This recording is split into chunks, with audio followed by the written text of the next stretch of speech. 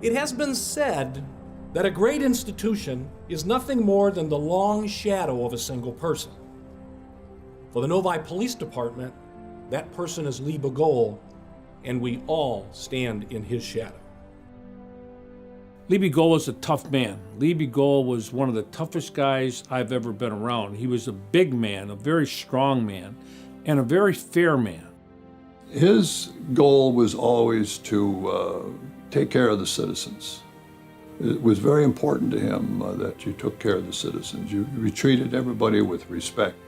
Public safety has always played a vital role in the development of Novi. Lee Begole was Novi's first director of public safety, but the history of public safety can be traced back to long before he arrived in Novi. Every year, he took time to educate elementary school kids on the subject of history, sharing his stories of the early years of the Novi Fire Department. In 1928, they decided what Novi needed was a what? Fire department. So they all got together and they raised $800 and they bought a 1928 Rio fire engine. Had an open cab, and that was Novi's first fire engine. Then they got together and they elected a fire chief, who was Walter Tuck. He was the first fire chief. He also owned the garage down at Novi Road and Grand River. And when there was a fire, they would call the garage, and he would write a note, barn on fire, 9 Mile Road at Meadowbrook, and he'd put it on the telephone pole out in front, and they'd blow a little siren they had, and all the firemen worked around the corner there. They were blacksmiths or did something. He'd leave in the fire engine, and the rest of them would jump in their Model T Fords, and they'd meet him at the fire. Okay, that was the fire department. One engine, volunteers, no radios. The fire whistle let us know there was a fire. Now that Novi had its own fire department, the next step would be to create its own police force. Until 1954, if you needed the police in Novi, you called the sheriff's office in Pontiac, and a deputy sheriff would come out, or you called the state police, originally in Farmington and later on in Detroit, and a state trooper would arrive. So from the time Erasmus Ingersoll built his log cabin until 1920, you'd have to call Pontiac for a deputy sheriff, and by the time he got out here, you might as well not have called.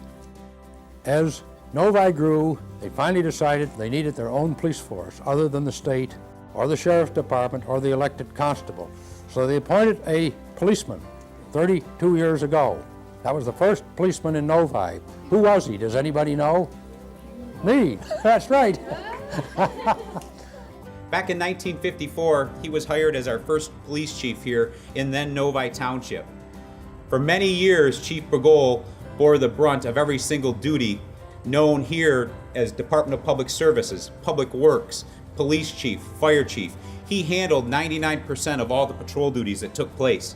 And when there was a fire, Chief would respond from the Township Hall with the fire engine, and the volunteers would meet him there. If a fire came, I'd drive the engine. If a police call came, I'd take a police car. But we had no radios in those days. So, what would happen? If they needed the police at night, they'd turn on a light at the corner, and I'd see that light, and I'd go to the corner, and I'd call in. Now, there was a lot of action, because we had then what was called the Wall Lake Amusement Park, big roller coasters and slides and airplanes and speedboats. The airplanes were on a cable attached to a tower, and around these airplanes would go. You could see them lit up for miles at night. Across the street was the Wall Lake Casino. It was a very popular place. The big dance bands were there, hundreds of people every Friday, Saturday, and Sunday. We had all kinds of traffic. There was no freeway then. Immediately, the township decided we needed 2 policemen, because I used to work 7 days a week, 24 hours a day, always available. Later on, we started hiring people to sit right there in the police station and answer the phone for the police calls and the fire calls, and put it out to us on the radio. And by the time Novi became a village, we had 4 policemen. By the time Novi became a city, we had 20. When we became a city, I felt it was time to have 2 separate departments, because each of the departments were so technical by that time, hazmat, constitutional law, you name it. I didn't think you could be a real specialist in each to serve a growing, expanding city like Novi. You know, when we were a township, I was the chief because I was the only cop. In the city, it was a different story. And I think the biggest thing becoming a city was the fact that the in-between levels from the chief on down were filled with more competent people. And I think all of the people that became chief in Novi did the job well. I did this for 42 years. I've been a fireman. I enjoyed going to work every day.